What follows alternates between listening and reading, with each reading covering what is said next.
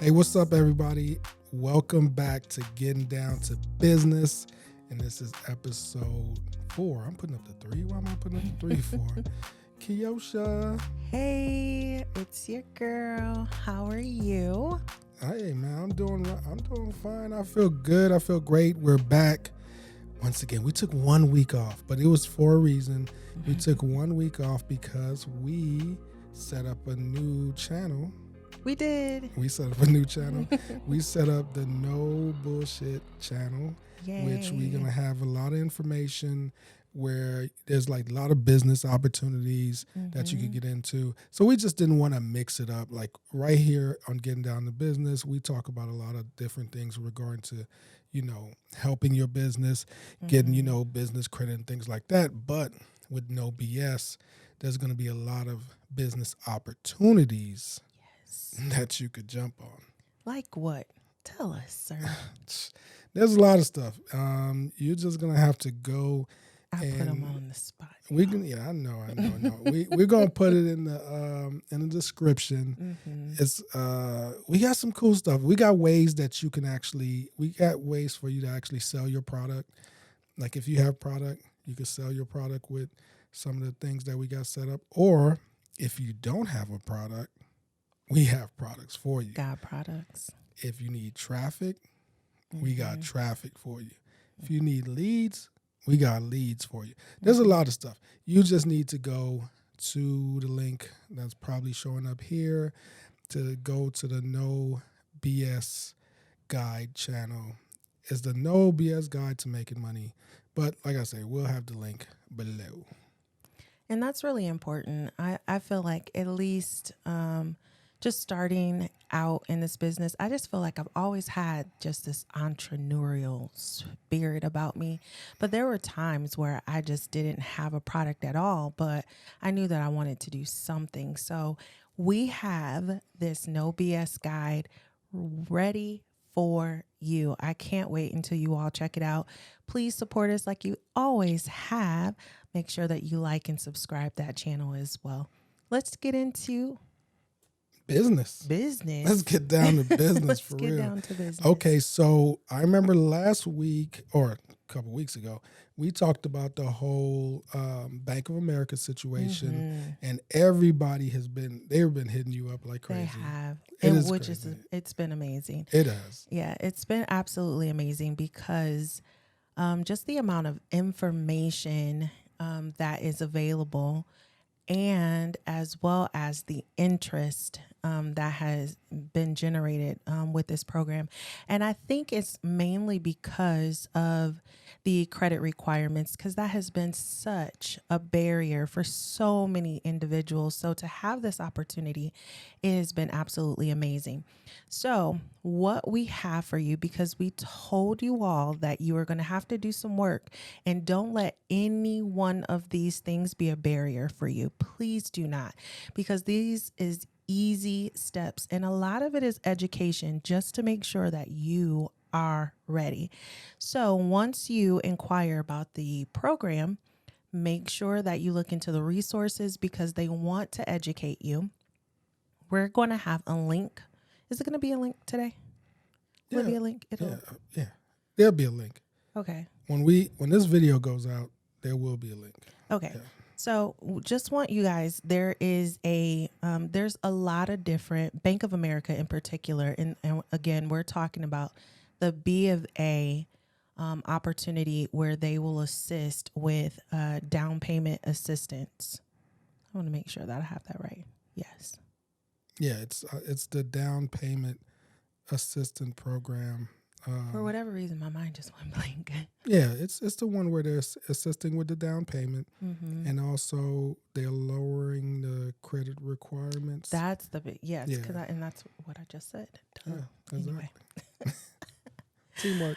It's a lot going on, but so they're gonna be partnering with nonprofit organizations that will supply you with the education that you need. Make sure that you guys are reading the fine print because like I told you guys last week, I have someone who's very close to me that is following this process, and I'm following them very closely. So there's a number of different organizations that can provide you with the information that you need. You're just going to sign up for one of their classes. The reason I say make sure that you're reading the fine print, because some of the self-paced classes requires a fee associated with it.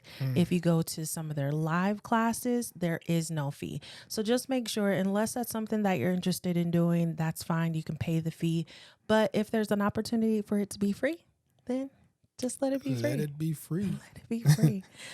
So really simple. We're going to drop this in there. This is just one organization that is just so happens to be in the Dallas area.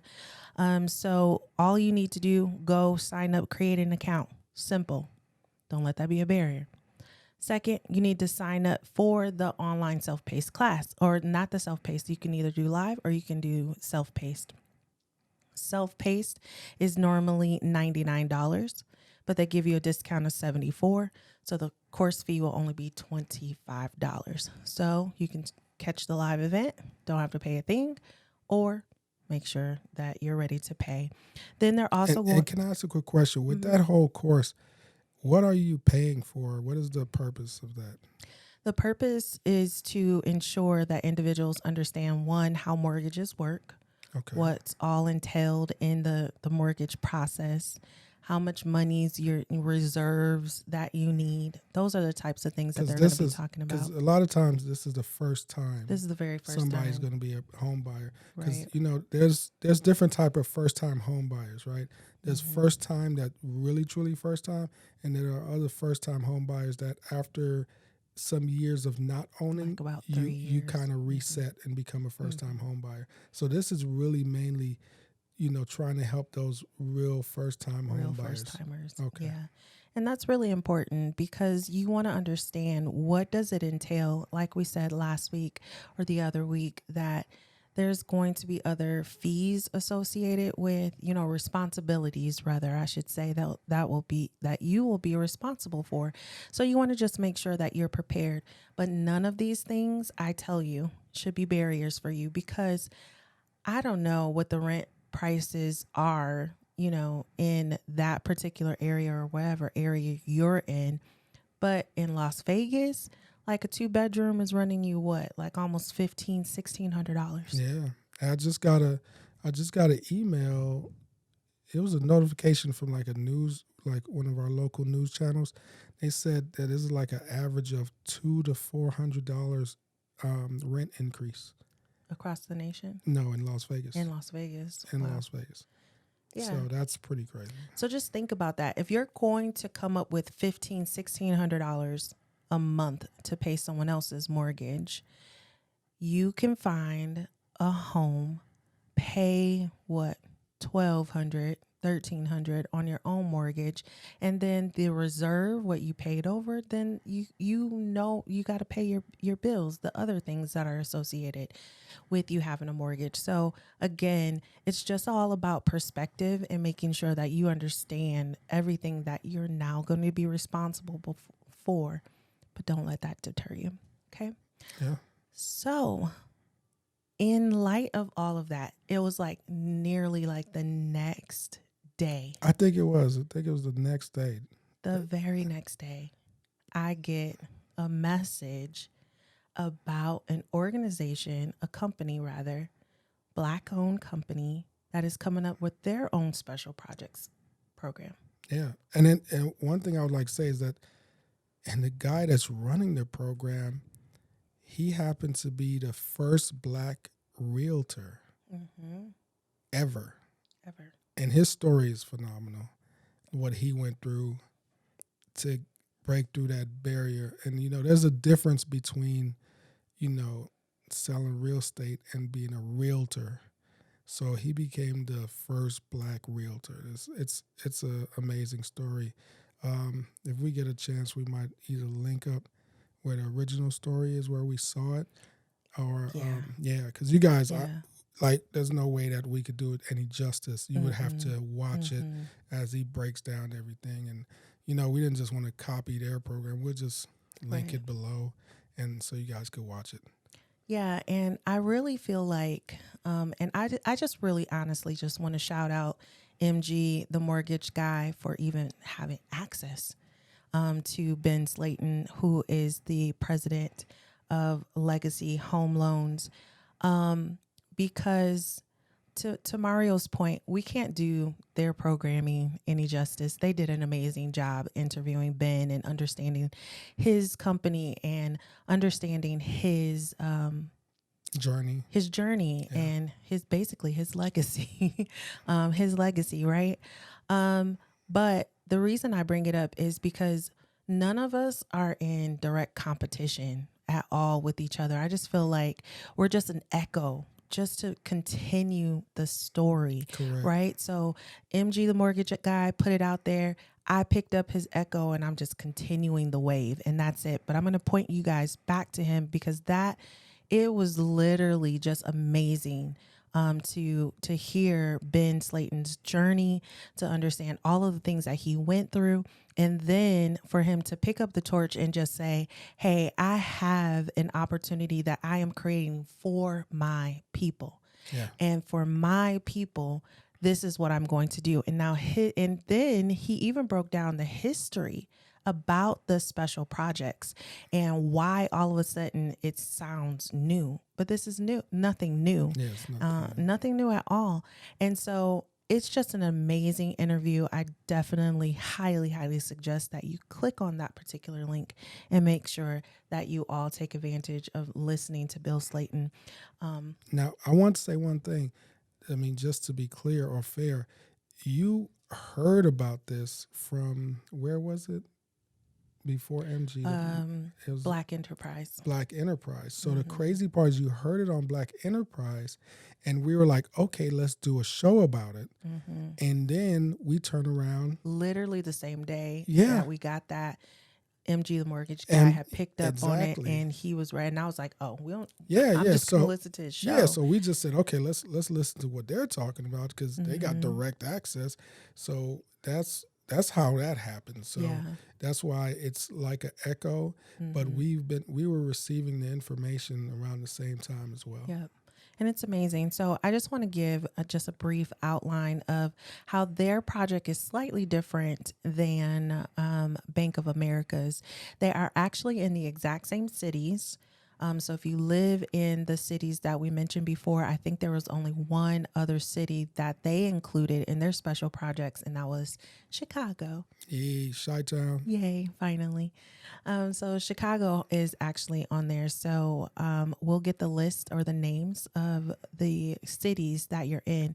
The main difference between B of A and Legacy is that Legacy is stating you just simply need to live in any one of those main cities. 51% greater African American population, those cities.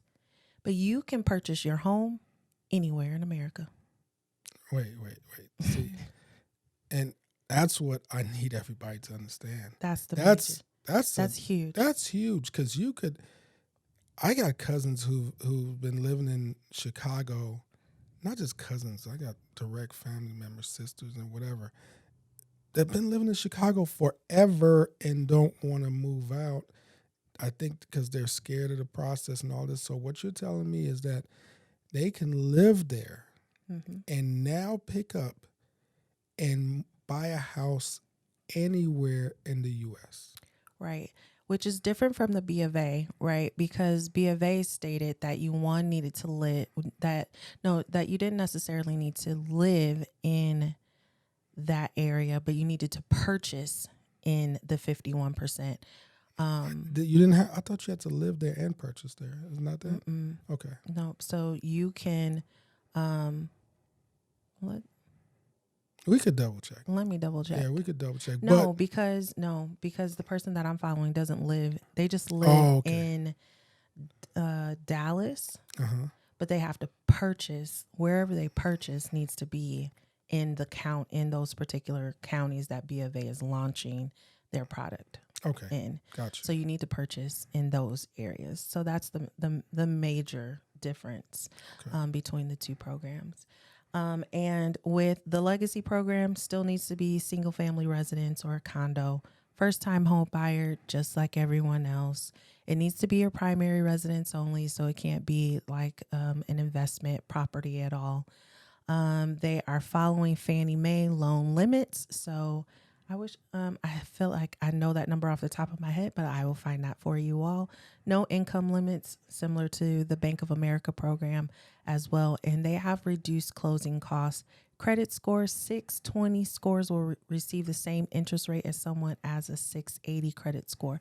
So you don't have to worry about that. So of course, if you're above 680 or more, you're going to of course, have the differences in the rates, but that's amazing because normally when you have those low credit scores, they trying to charge you Yeah. umpteen Yeah.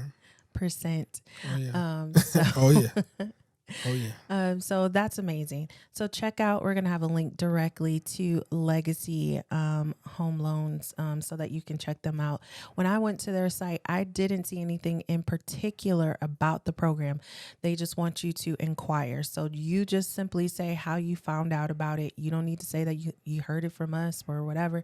You can, but just say that's the program that you're interested in, and then they'll help you out. So super excited. Cool. For anybody who could take advantage of that. Man, I just thinking about this. I mean, just as we're talking about it, I'm like, man, I have some family members that could take advantage of this because they probably want to move to Florida, I think that was like a hint yeah, to one of your family members. Hey, Hint.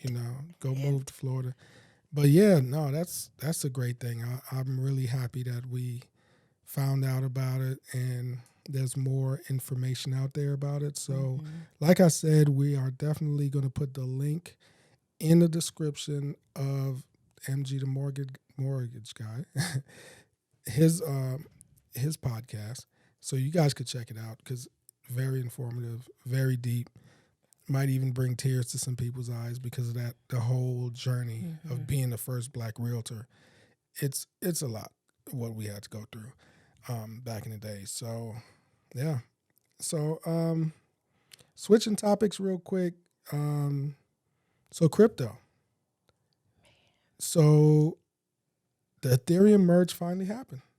Was I right? It finally happened. Was I right about the movement? Tell me. I don't know. Were you right? Tell me. I don't know. I can't remember. Were you right? I said that once the merge actually happened, Okay. that I felt like it was going to be moving sideways. Okay. Yeah. That's true. That she did say that, and that is true. It is moving sideways. So to get a little deeper into it, so basically, Ethereum made this move sometime mid-September of going from proof of work, where they had miners and all that stuff, and it's a pretty big deal because a lot of people said, that's not going to happen. We got another 2 years before it happens. But no, it actually happened. And moving from proof of work to proof of stake is a big deal. The way they compared it is like changing the engine of a plane while in flight. That's how they put it. So there was a lot of, speculation, and the price of Ethereum pre-merge was going up, and it hit a high of like 2,000. Okay, which was phenomenal. So we're excited. So we had discussions about, will Ethereum hit like 3,000, 4,000 new all-time highs after the merge? What's going to happen? Was it going to be a buy the rumor, sell the news situation, or was it not going to do that? So, it turned out, it was a buy the rumor, sell the news. And I think the reason why that happened is because there's so much going on in the economy still. So it wasn't enough excitement to push it over the hump. And also there's a lot of pieces that still needs to be done. Even though the merge was a big piece, there's other pieces that has to happen too as well. Because there's things to make Ethereum more deflationary. There's a lot of little pieces that they need to push, and they have really funny names for it. They're like something like the think it's the merge, the urge, the splurge. It's crazy, all these different levels. So when that's all the way completed, then we're going to see more of a push up. But this piece was a major piece to happen. And just to make that, just to get through that without any issues was a big deal. So right now the price is fluctuating, going sideways, as Kiosha said. It's going around in the 12s, 13s, and that's where it's going. So to me personally, seeing that it didn't get over the hump like I thought it would, I'm seeing that we have that chance of still going sideways and more downward until after the election. That's my personal prediction. I think we're still going to go down. We might hit some, low lows, and then after the election, we could start to see momentum starting to go back up.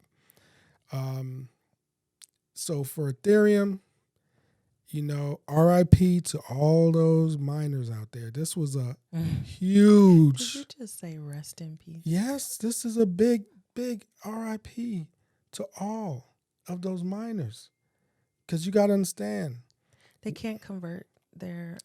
Yeah, they can, but it's not going to be as profitable as Ethereum. I Ethereum think it's still being business. I mean, some business versus no business at all. We did mining. That's true. We know when the profits go down, you got to shut those machines off because they cost more in electricity than they do in producing, and you got to wait. And is that part of the reason why they went from proof of work to proof of stake? Was it the whole energy matter, or is that not part of their strategy? They had to, in order to make the network work faster and do a lot of things that to be able to scalability and everything, they had to move from proof of work to proof of stake. Proof of work was not going to be enough to make that happen. Do you think that they gave the miners enough time to make that pivot? Oh yeah, there's tons of time, but they just didn't believe it. Oh, the miners didn't believe, because every time Ethereum would say they're going to make this move, there was always a delay. Remember, there was a delay to get to this point. So every time they're like, oh, yeah, proof of work, yeah, proof of stake could come in a couple more years. So there were still mining companies that produced the machines that was still producing the big old machines, and people were still buying them. I feel sorry. These machines cost $20,000, $25,000. Wow. You're stuck. Yeah, one of my favorite mining YouTubers, he has a whole Ethereum mining farm, but he saw the writing on the wall, so he started converting into the Bitcoin. He's now, because Bitcoin is still proof of work and is going to remain proof of work probably forever. I don't see them ever changing, and so that's going to be a big change. So. Now, do you think that the reason why Ethereum didn't do so well is because consumer confidence is still really low? Because there was a lot of volatility that happened prior to this merge that didn't have anything to do, of course, with Ethereum. But then you just have the average retailer who really doesn't know a whole lot about the inside, the functionalities of things and all of that. We just want to see it go up. Right. You know what I mean? We just want to be able to make some money, and then we're on the bus. And, so do you feel like people were just kind of reserved in the fact that, yeah, I hear the hype, but I'm not biting this time because my dollar really matters a whole lot right now? You got to understand, it's very hard for investors, new investors, to jump into a market. Imagine they jump into a market, say Ethereum's at 2,000, and then everything starts going down, and now they're at 12,000, 1,200. Ethereum's at 2,000, right? And then now it's at 12,000. They're like, what's going on? They don't understand the cycle. They don't understand that we're in a bear market right now. For me, I'm not worried. I don't even worry about crypto because I know what I'm in. If you know you're in Bitcoin, you know you're in Ethereum, you're just waiting it out. We're in a crypto winter That's what it is. You just wait. But for new investors, it's tough. It's Yeah. tough for them to stomach. It's hard. And so that's why we're seeing, consumer confidence is down because those new retail investors, they don't understand how to deal with it. But if you're smart, this is not financial advice, but for me, we like to buy when it goes low. And since I know that it's going to go lower, when it goes lower, I'm going to scoop up more at the bottom because I know that it's going to come back up. It's going to happen because we have Bitcoin that's going to lead the rally with their upcoming, the halving is coming soon. And that's going to be like in 2024. I know that seems like a long time away, but trust me, a year is going to just swoop by like it's nothing, and everybody's going to like, whoa, the halving is coming, and it's just going to be like, boom. The halving is coming. Exactly. And then now you're going to feel like now you want to jump in, and it's going to be kind of too late, and that's when we're making profits off of you. So. I feel like that's just really the name of the game. That's the way it works. Yeah. So now another thing that happened is XRP. XRP, and that's something, we invest in as well. So full disclosure.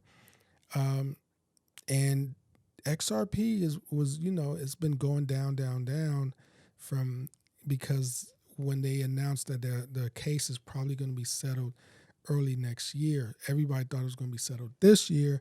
So with that, people were sort of like, well, I'll take my money and invest somewhere else while it's going down and I'll get back in later. Well, it seems like some activities happened and XRP went from let me pull this up real quick so I get it right. So XRP has moved up where it was at about 29 cents. And it's moved up all the way to like 51, 52 cents. Yikes. Yeah, that's a big jump. That's a lot of good money to be made. And a lot of this movement is happening because it looks like XRP is looking to, get this thing resolved fast. And they're asking for a summary judgment. So both parties, last weekend they filed for a summary judgment. And so everybody in the community is like, hey, we're expecting XRP or Ripple to have a favorable judgment. So I guess that's what's stirring up the buying action. And because people are feeling like, okay, we need to start buying now. This is our time to come back in. Right. Like we say, we're going to pull out for a while. It is September. We don't have that many more months left in the year. So people are like, let me just jump in now to get ready for next year when everything's good with the case. And then we expect XRP to shoot up. So I've been watching it closely and, I've been considering buying some more, but I'm like, I don't want to buy more. And then it goes back down. So I'm watching it.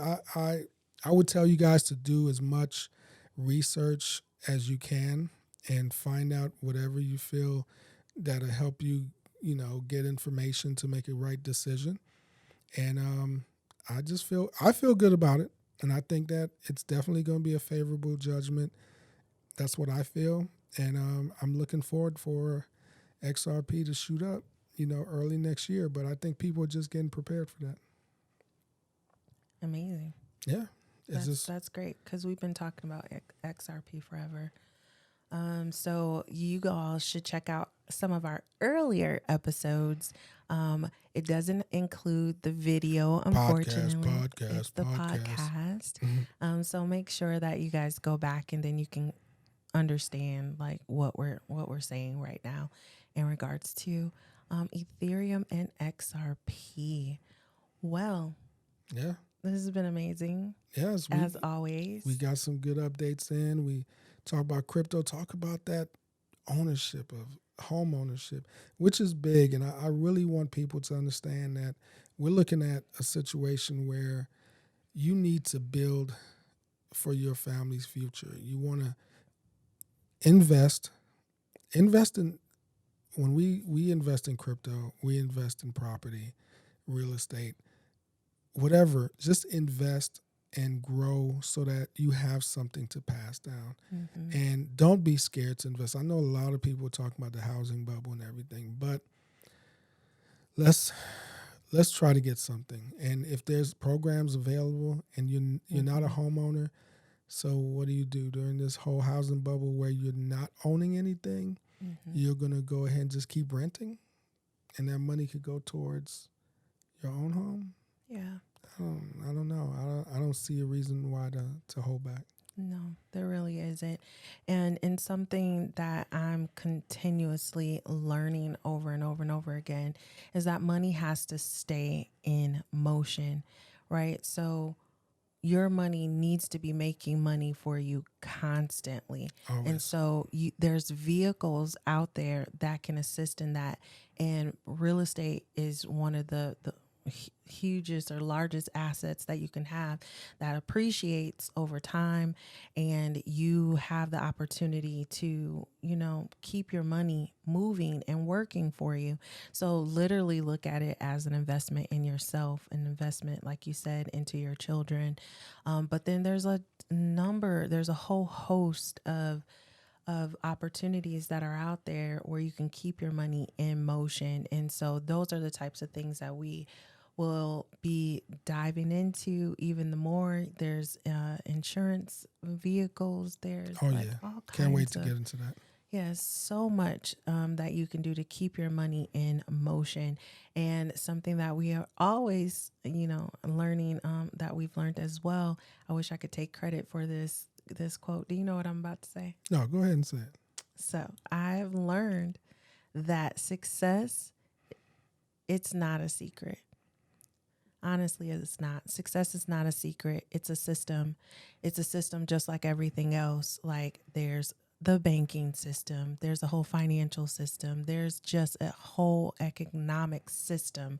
And so for you to have success, you just simply need to understand the system. And the things that we are talking about grants you access to that system. It's your starting point so that you can see and understand, well, how does this work? How do I keep it working? So those are the types of things that we want to talk to you all about. And that's what this whole getting down to business is about. How do you gain access to the systems that allow you to live the life that you deserve? And let's start there.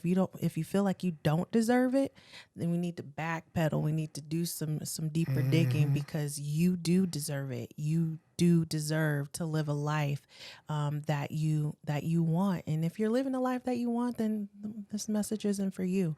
But if you know that there's more that you aspire to, then let's get access to those systems. Amen. I feel like every time that I'm preaching. Hey, amen. I love it. I love it. And but hey guys, I appreciate you guys watching.